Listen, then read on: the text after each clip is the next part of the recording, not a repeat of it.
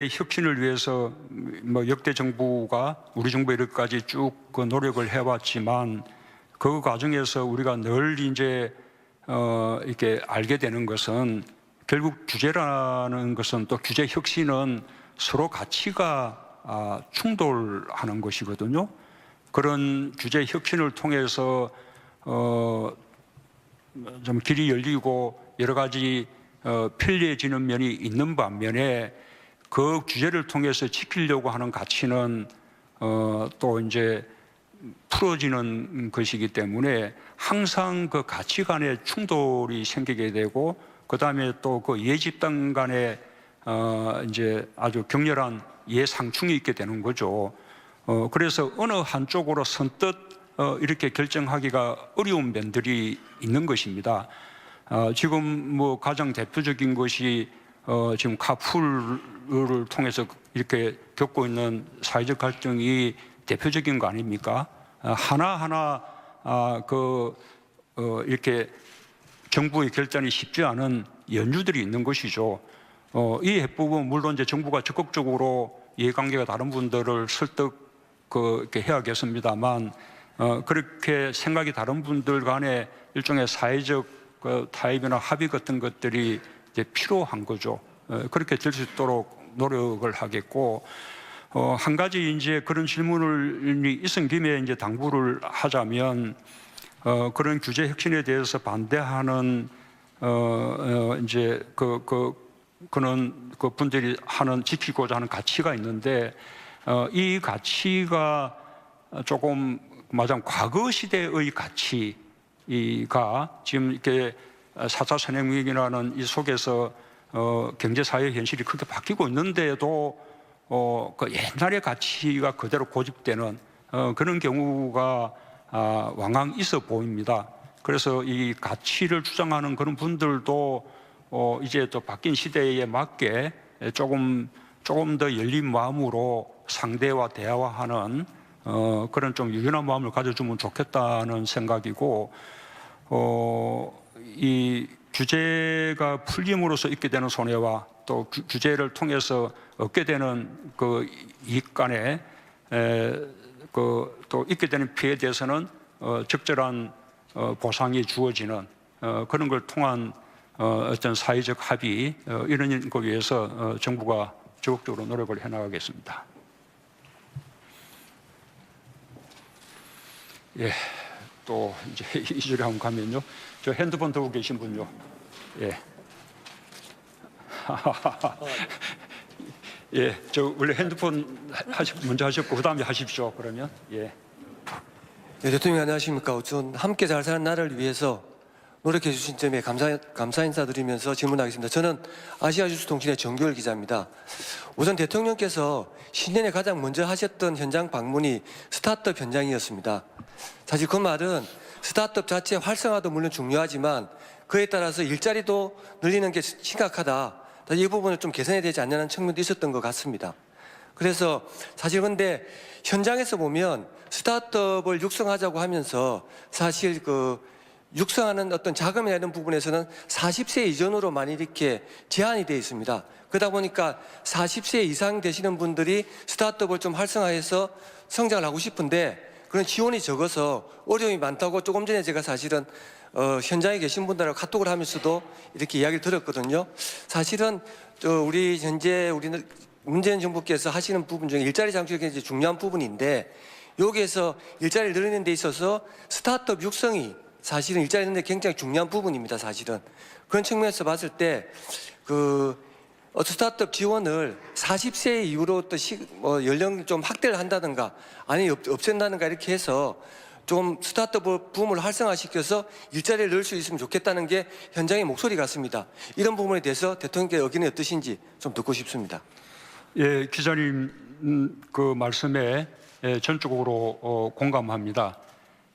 청년들의 새로운 아이디어를 통한 스타트업도 중요하지만 그 신의여청들 그동안 직장생활을 하면서 갖게 된 여러 가지 노하우들을 활용한 그런 스타트업도 중요하다고 생각되고 정부가 적극적으로 지원할 필요가 있다고 생각합니다.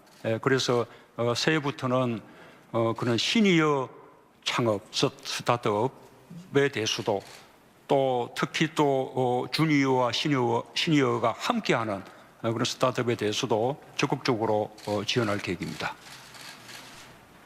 예, 아까 그랬어요. 예.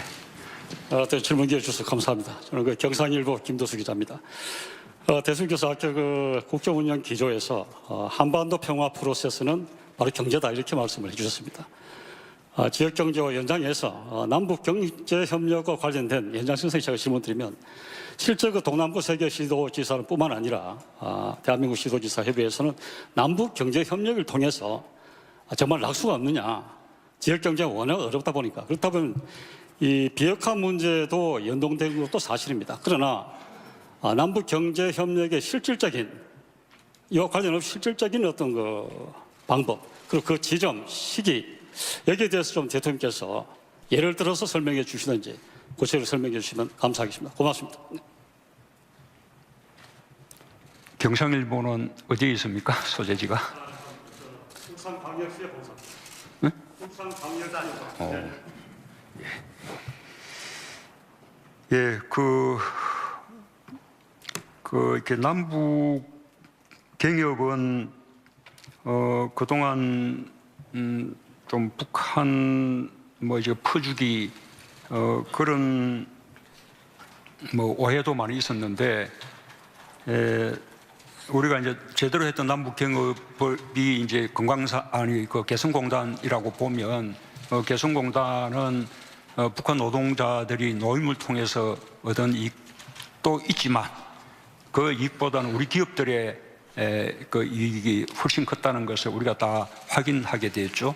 거기에 진출해 있는 기업들뿐만 아니라 그 기업들의 원자재를 납품하는 식의 그 후방 경제 효과까지 포함하면 우리 경제에 훨씬 큰 이제 그 도움이 되었습니다. 아마 국제 제재가 해제돼서 이제 북한 경제가 개방이 되고 인프라 건설이 되고 그러면 저는 아마 중국을 비롯해서 또는 여러 이제 국제 자본들이 마지막 경쟁적으로 북한에 들어갈 수 있다고 생각합니다. 말하자면 이제 선점하는 또는 주도권을 확보하기 위해서요. 그런 면에서 한국이 시기를 놓치지 않는 것이 대단히 중요하다고 생각합니다. 아까 여러분이 질문하셨듯이 이 한국 경제가 이제 구조적으로 어려움을 겪고 있고 과거 같은 고도 성장은 불가능한 상황이 되었습니다. 이제는 선진국형 경제가 돼서 20대 후반 정도의 성장률을 쭉 유지해 나가는 것도 쉽지 않은 그런 이제 과제가 되었는데 이 남북 경협이야말로 우리 경제에 그야말로 새로운 활력을 불어넣는 그런 새로운 획기적인 성장 동력이 될 것이라고 생각합니다. 그리고 그런 기회는 우리에게만 있는 것이죠. 그게 우리가 언제 그것을 짠하고 사용할 수 있게 될지는 잘 모르지만 어쨌든 우리에게 예비되어 있는 하나의 축복 같은 것이라고 나는 생각합니다. 그 남북 경협이 본격화 되면 지역 경제에도 큰 도움이 됩니다. 지금은 워낙 세월이 오래돼서 다 잊어버렸을 가능성이 많은데 그 남북 관계가 활발했던 시절에는 지자체별로 북한하고 사이에 그 협력 사업들이 있었고 그 협력 사업들을 추진하기 위한 협력 기금들이 정립돼서 지금도 그 돈이 사용되지 않은 채 지자체에 보존돼 있습니다. 예를 들면 경남 같으면 통일 딸기 등을 비롯한 농업 협력을 통해서 북한 경제를 도우면서 그것이 경남 경제에도 도움이 되었었고요. 아마도 이제 울산 같으면 울산이 갖고 있는 여러 가지 이 산업적인 역량들이 북한에 이렇게 진출하면서 울산 경제에도 새로운 활력이 되고 그 북한 경제도 도움을 주는 그런 방향들이 얼마든지 있을 겁니다. 아마도 울산광역시의 홈페이지 등을 방문하면 울산이 그 남북 협력 사교에 대해서 어떤 사업들을 준비하고 있으며 추진하고 있는지 알 수 있을 것이라고 생각합니다. 예, 그런 지금은 국제 제재에 가로막혀서 우리가 당장 할 수 없습니다. 예, 그러나 국제 제재가 풀리게 되면 빠른 속도로 할 수 있도록 사전에 조사하고 연구하는 그런 작업들은 미리 그것은 국제 제재하고 무관하게 할 수 있는 것이 있기 때문에 정부로서는 미리 해줘야겠다는 생각을 하고 있고 또 필요하다면 지자체들하고도 미리 다 협의를 이렇게 가질 계획입니다. 네, 대통령님, 이제 시간이 좀 제법 많이 지나서요. 다음 분야로 넘어가야 할 것 같은데 많은 기자님들 질문 있었지만 지금 일간지 기자들이 지목을 많이 못 받았던 것 같습니다. 괜찮으시다면 한번 기회를 주시는 건 어떨까 싶습니다. 그럼 중앙일간지 기자님들만 손들어 보시면 예. 그러면 먼저 앞에서부터 시작을 해보십니다. 예. 예, 조선일보의 정우상 기자입니다. 잠깐만 주제는 안 넘어도 되나요? 주제는 마지막 주제인 사회, 정치, 문화 이쪽으로 갈까요? 아니 뭐 괜찮습니다. 우리 말씀드리겠습니다. 정우상 기자님은 뭐 종전 주제로 하셔도 괜찮습니다. 아닙니다.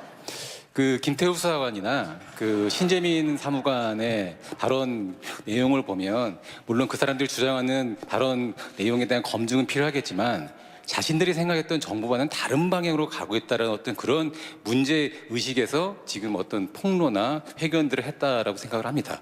과거의 대통령님이 야당 정치인이었다면 아마 가장 먼저 그분들에게 달려가서 그분들이 국가 권력으로부터 어떤 잘못된 어떤 외압을 받는다거나 인권이 침해됐을 경우에 대비해서 아마 변호인을 구성했을 거라고 저는 확신하고 있습니다. 그런데 이번에 그 두 사람에 대해서 정부가 대하는 태도를 보면 인격을 못 오가는 발언을 한다거나 의도가 불순하다거나 이런 식으로 매도하는 사람들이 좀 있었습니다.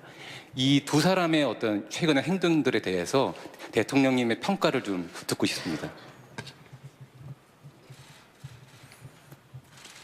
예.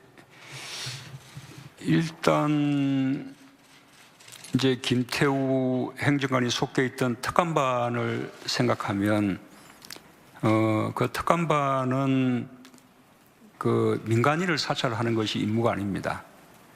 하위 공직자도 관심이 없고요. 가장 출발은 대통령, 그다음 대통령 주변 특수관계자, 그리고 이제 고위공직자들의 권력형 그 비리를 감시하는 거죠. 지금까지 역대 정부가 전부 대통령 그 주변 특수관계자 또는 고위공직자들의 권력형 비리 때문에 국민들에게 준 상처가 얼마나 큽니까? 지금 앞에 두 정부의 대통령과 그 주변이 지금 그런 일로 재판을 받고 있습니다. 그렇게 하라고 특감반을 두고 있는 거예요. 예. 그런 면에서 보면 뭐 다행스럽게도 우리 정부에서는